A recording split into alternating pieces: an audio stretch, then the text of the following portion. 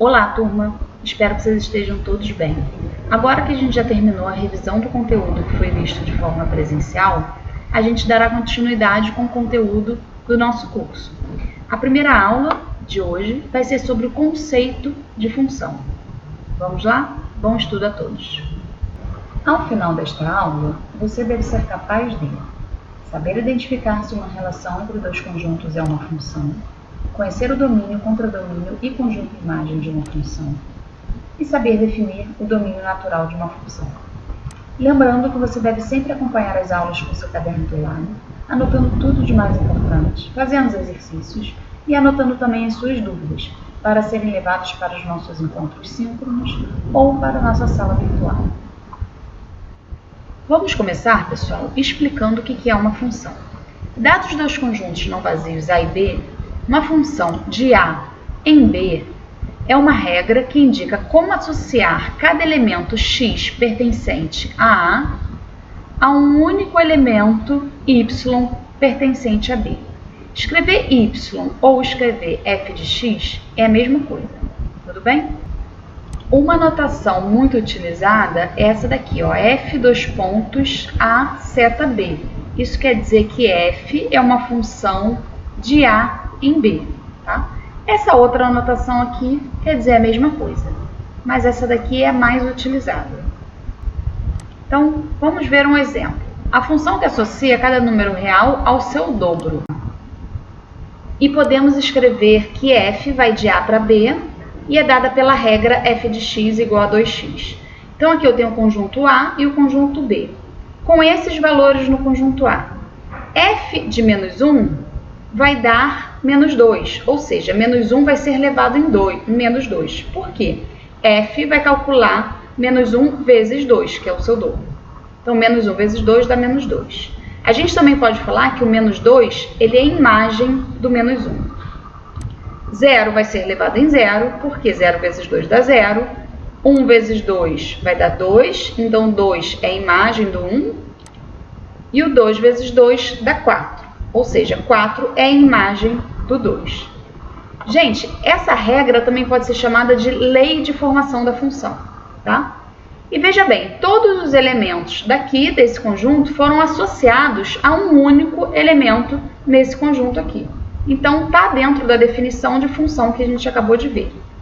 Vamos ver um exemplo agora que não é função. Então, olha só, por que esse caso aqui não seria função? Está vendo que o elemento 0 ele está associado a 3 valores diferentes? O 0 nesse diagrama ele está sendo levado no 2, no 3 e no 5. Isso não pode ocorrer para ser classificado como função, porque na definição que a gente viu, cada elemento desse conjunto de saída só pode ser levado em um único elemento aqui. Vamos ver um outro exemplo. Nesse exemplo, esses elementos estão associados a um único valor em B, tá? Porém, existem dois valores aqui do conjunto de saída, que é o conjunto A, que não estão associados a ninguém. Isso também não pode ocorrer, tudo bem? Então, esse caso aqui também não é função. Então, vamos ver mais um exemplo. Dados dois conjuntos A e B, e a correspondência entre A e B dada pela fórmula y igual a x elevado a 4. Isso é a mesma coisa que escrever f de x igual a x elevado a 4, com x pertencente a A e y pertencente a B. Temos a seguinte relação. Está aqui meu conjunto A e meu conjunto B. O menos 2 vai ser levado em menos 2 elevado a 4, que vai dar 16. O menos 1 vai ser levado em menos 1 elevado a 4, que vai dar 1.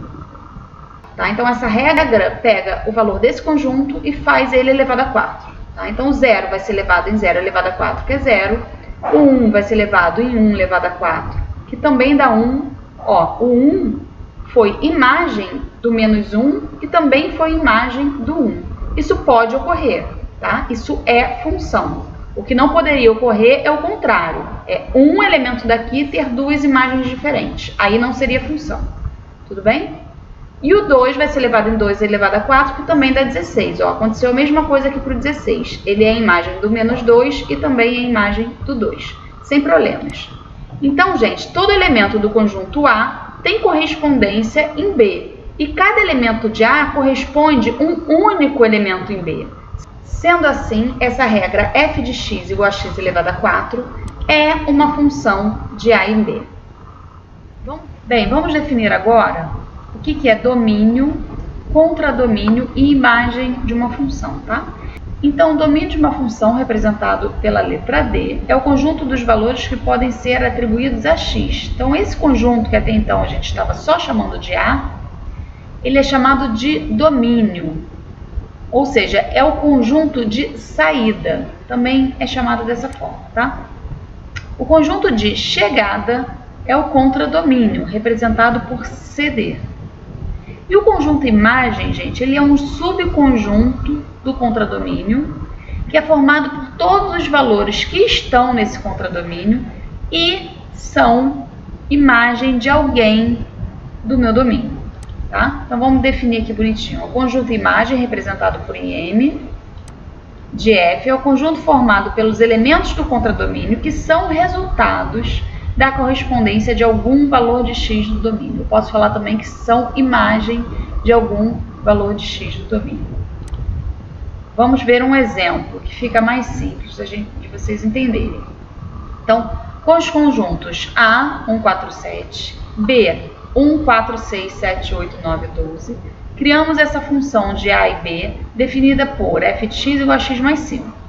Então, 1, gente, ele vai ser elevado em 1 mais 5, que dá 6. O 4 vai ser elevado em 4 mais 5, que dá 9. O 7 vai ser elevado em 7 mais 5, que dá 12. Tá? No conjunto A, eu só tenho 3 valores. No conjunto B, eu tenho todos esses valores aqui. Mas só os valores 6, 9 e 12 do contradomínio que são imagens de alguém do meu domínio. Ou seja, o meu conjunto imagem vai ser formado por esses 3 valores, tá? Então, o meu contradomínio é esse conjunto B inteiro, que inclui o 6, 9 e 12 também. Então, 1, 4, 6, 7, 8, 9 e 12. Tá? Ele é dado no enunciado. E o conjunto imagem vai ser esse aqui destacado em azul, que tem os elementos 6, 9 e 12. Então, a nomenclatura que a gente usa é essa. IM para o conjunto imagem, CD para o contradomínio e D para o domínio. Seguindo agora, vamos ver a definição de domínio natural. Quando a gente tiver uma função de variável real definida por uma expressão sem mencionarmos explicitamente qual é o seu domínio, fica subentendido que esse domínio é o maior subconjunto da reta possível, onde a expressão assume valores reais, ou seja, onde ela existe para valores reais. Tá? Então, o domínio de f é todo x pertencente aos reais, tal que f de x, esse resultado f de x, também pertence aos reais. Por exemplo, se eu der para vocês essa função, f de x igual a 2x mais 1, e não falar nada sobre o domínio, ou perguntar qual é o domínio dessa função, você vai ter que considerar o maior possível dentro dos números reais. Você só precisaria excluir alguém se isso daqui não existisse, se você não conseguisse calcular isso aqui para algum valor real. Tá? Então, dado qualquer número real, multiplicar ele por 2 e somar 1 vai resultar num número real. Você consegue fazer essa conta, ela existe e é um número real. Então, nesse caso aqui, o domínio da função são todos os reais. Agora, vamos ver esse outro exemplo. Se eu falar para vocês assim, f de x igual a 1 sobre x. Gente, já sabemos que não existe divisão por zero, né? Então, 1 sobre 0 não existe. Então, a gente precisa excluir o valor zero, apenas ele. Porque, dado qualquer outro número real, essa fração existe, mas no zero não. Então, o domínio natural dessa função é todos os reais menos o zero. Tudo bem? Eu poderia escrever assim também. Domínio de f igual a x pertencente aos reais, tal que x diferente de zero. Esse conjunto, ou esse, é a mesma coisa. São todos reais excluindo apenas o zero. Vamos ver outro exemplo. Se eu falar para vocês, g de x igual a 1 sobre 2x. Gente, usei outra letra aqui, tá? Eu posso usar f de x, g de x, h de x, m de x. O raciocínio é o mesmo, a letra não importa. Então, voltando aqui para o domínio. Se eu perguntar qual é o domínio dessa função, novamente é uma fração. Então, o denominador não pode ser zero. O valor que zerava o denominador, nesse caso de cima, era o próprio zero, porque estava só sobre x. Agora está sobre x menos 2. O x igual a zero não zera isso daqui. Se o x for zero, embaixo dá menos 2, né? Que é 0 menos 2, então não vai zerar. O valor que zera aqui, gente, é o 2. Se você tentar calcular g de 2, no denominador vai ficar 2 menos 2, que é 0. Então, quem eu preciso excluir agora é o valor 2. Então, a gente escreve que o domínio de g são todos reais menos o elemento 2. Ou ainda que o domínio de g é todo x pertencente aos reais, tal que x diferente de 2. Ou essa resposta ou essa querem dizer a mesma coisa. Então vamos para um último exemplo. F de x igual a raiz quadrada de x menos 5. A gente já sabe que nos reais não existe solução para a raiz quadrada de número negativo, certo? Então a gente precisa excluir os valores de x que fazem x menos 5 ser negativo. Tá? Então, meu domínio só vai poder ter os valores de x que fazem x menos 5 ser maior ou igual a zero, que são os valores que fazem isso aqui existir solução real. Então, resolvendo isso aqui, x menos 5 maior ou igual a zero, né? Você isola aqui o x, vai ficar x maior ou igual a 5. Então, o meu domínio vai ser todo x real, tal que x maior ou igual a 5. Ou eu poderia escrever isso em forma de intervalo de reta também. X pertencente ao intervalo que vai do 5 fechado, que inclui o 5, até o mais infinito. Por que eu incluo o 5, gente? Porque o 5 da raiz de 5 menos 5, que é raiz de zero. Raiz de zero existe e é zero. Só não poderia ter esse valor se isso estivesse no denominador, porque iria zerar o denominador. Tá? Então, relembrando lá aquela parte de conjuntos, né, que a gente já revisou, isso aqui são todos os números do 5 em diante. Representando isso na reta, gente, só para a gente relembrar, o colchete fechado inclui o 5, né? Então, tá aqui a minha reta real, com o valor 5, ela cresce nesse sentido. Então, esse intervalo vai ser o que eu representei aqui em vermelho. Todos esses números maiores que 5, com essa bolinha fechada no 5, quer dizer que o 5 está incluído. Bom, pessoal, essa aula vai terminar aqui. Não deixem de fazer a atividade sobre definição de função, que está logo aqui embaixo. Tchau, tchau, até a próxima e bom estudo a todos.